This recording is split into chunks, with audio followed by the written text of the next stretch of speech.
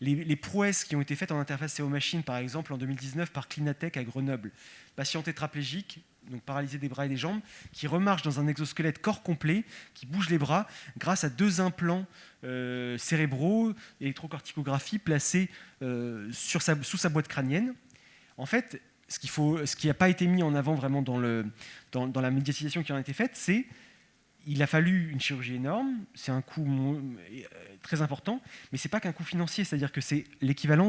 c'est à peu près le résultat de 2 ans d'entraînement à raison de plusieurs séances par semaine pour arriver à simplement, en fait, qu'est-ce qu'il fait cette personne dans cet exosquelette ? Il va exhiber 2 états cérébraux, un état cérébral, une sorte de schéma de pensée de je veux marcher et je veux m'arrêter, et il y a une IA qui va décoder dans le bruit des électrodes ce signal-là. Et donc finalement, c'est un ersatz de contrôle,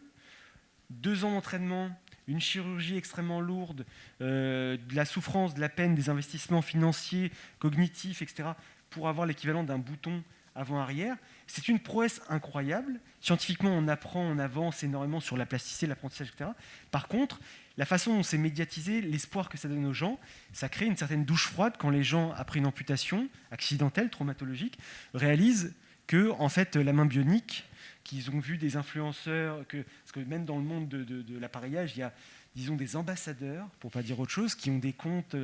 sur les réseaux sociaux et qui montrent à quel point c'est incroyable la vie avec une prothèse. Et en général, ça ne montre que les 30 secondes qui sont incroyables, ça ne montre pas l'appareillage, la souffrance, l'entraînement, etc. Et donc, ils tombent des nues. Et ce qu'on peut observer, c'est une sorte de découragement. Et ça va aller vers, des fois, un rejet, parce que les gens n'ont pas été préparés à ça. Et donc, il y a un risque, c'est qu'à promettre des belles choses et à ne pas être capable de vraiment les fournir, on crée une sorte de rejet massif de ces technologies, alors qu'elles ont malgré tout un intérêt, un avantage, mais il faut les prendre pour ce qu'elles sont, c'est-à-dire des aides techniques et pas autre chose.